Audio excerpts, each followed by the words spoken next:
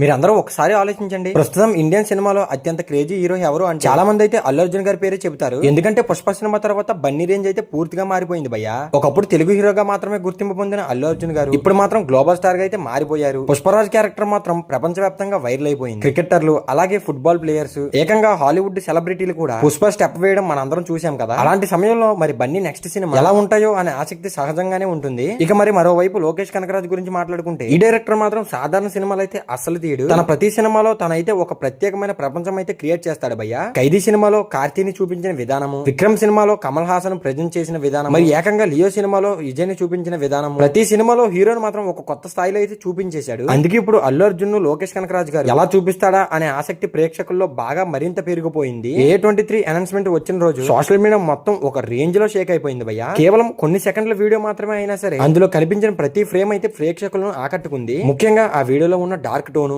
భారీ ఆయుధాలు, ఫైర్ ఎలిమేషన్స్ మరియు బ్యాక్గ్రౌండ్ స్కోర్ ఇవన్నీ చూసుకుంటే ఇది సాధారణ కమర్షియల్ సినిమా కాదని స్పష్టంగా అర్థమైపోతుంది. చాలా మంది సినీ విశ్లేషకులు కూడా ఇది ఒక గ్యాంగ్స్టర్ యాక్షన్ డ్రామా కావచ్చని అందరూ ఊహించారు. మరికొందరు మాత్రం ఇది ఒక పూర్తిగా మంచి కాన్సెప్ట్ తో ఉండొచ్చని చెబుతున్నారు. లోకేష్ స్టైల్ కి తగ్గట్టుగా హీరో క్యారెక్టర్ చాలా పవర్ఫుల్ గా ఉండే అవకాశం అయితే కనిపిస్తోంది. A23 మూవీ గురించి వార్తలు బయటకు వచ్చినప్పటికీ నుంచి అందరూ ఒకే విషయం గురించి అయితే మాట్లాడుతున్నారు భయ్య. అదే ఈ మూవీ బడ్జెట్. ఎందుకంటే ఈ సినిమా సాధారణ స్థాయిలో అయితే తెరకెక్కి మూవీ అయితే కాదు. అల్లు అర్జున్ మార్కెట్ ప్రస్తుతం దేశవ్యాప్తంగా అయితే విస్తరించింది. లోకేష్ కనకరాజ్ సినిమా కూడా భారీ డిమాండ్ అయితే ఉంది బయట. అందుకే ఈ సినిమా కోసం అత్యున్నత సాంకేతిక ప్రమాణాలు ఉపయోగించే అవకాశం అయితే ఉంటుందంట. భారీ సెట్లు, అంతర్జాతీయ స్థాయి యాక్షన్ సీక్వెన్స్లు, విఎఫ్ఎక్స్, హాలీవుడ్ టెక్నీషియన్స్ ఇలా వీటిలో ఎన్నో అంశాలు కలిస్తే బడ్జెట్ భారీగా ఉండటం సహజమే. అయితే ఈ మూవీ బడ్జెట్ ఎక్కువగా ఉందనే కారణంతో సినిమా ఆగిపోయిందనే ప్రచారం అయితే బయట నడుస్తోంది. కానీ ఇప్పుడు ఆ వస్తున్న వార్తలకు ఎలాంటి ఆధారాలు లేవని స్పష్టమవుతుంది. లోకేష్ కనకరాజు ప్రస్తుతం ఇండియన్ సినిమాలో చాలా బ్రాండ్ గా అయితే మారిపోయాడు భయ్య. ఆయన సినిమా అంటే ప్రేక్షకులు ఖచ్చితంగా థియేటర్లకు వెళ్లే పరిస్థితి అయితే వచ్చేసింది.